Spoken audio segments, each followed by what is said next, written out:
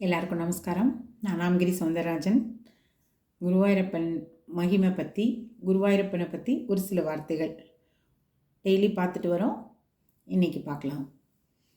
குருவாயூரில் தைல பூசி அபிஷேகம் பண்ணுறாங்க. தைல அபிஷேகம் பண்ணிவிட்டு காத்தால வாகைச்சாற்றுன்னு ஒரு வழக்கம் இருக்குது.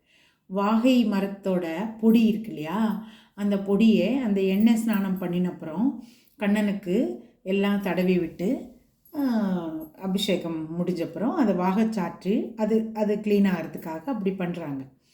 அந்த வாகை சாற்றுறது எப்படி அந்த பழக்கம் வந்தது அப்படின்னு பார்க்கலாமா? அது எப்படின்னா, ரொம்ப காலத்துக்கு முன்னால் ஒரு சின்ன பையன், ஒரு 10 வயசு பையன், காஷின்னு பேர். அவனுக்கு அம்மா அப்பா இருக்கல. அவன் ரொம்ப பசியால், ஒன்றுமே கிடைக்காம பசியால் 3 நாள் பசி, 3 நாளாக சாப்பிடாம 3 நாள் ரொம்ப பசியோடு இருந்தான். அவனுக்கு ரொம்ப மனசு கஷ்டமாகி அந்த சின்ன பையன் போய் நதியிலையோ குளத்துலையோ விழுந்து செத்து போயிடலாம் அப்படின்னு சொல்லிட்டு அந்த பசி தாங்காமல் போய் குளத்தில் முழுகிறான்.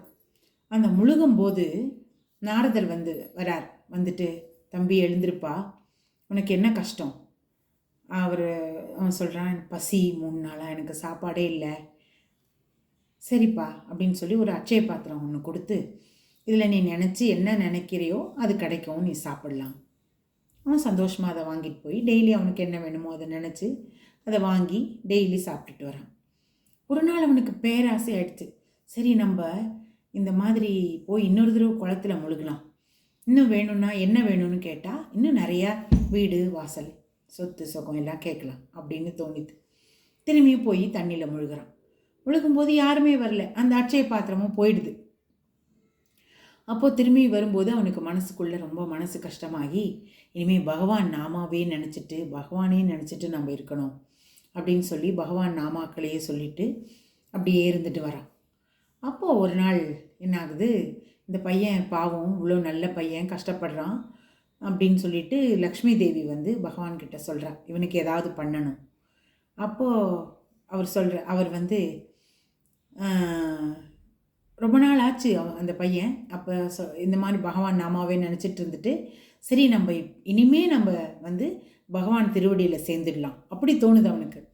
அப்போ போய் திரும்பியும் தண்ணியில் போய் முழுக போகிறான். அப்போது நிஜமாகவே பகவான் வரார். வந்துட்டு, தம்பி, நீ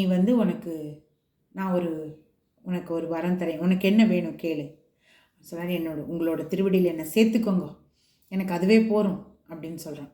அப்போது சரி, அது மாதிரி சேர்த்துக்கிறேன், ஆனால் உனக்கு ஒரு வரம் தரேன். என்னென்னா, நீ கலியுகத்தில் வாகை மரமாக பிறப்ப.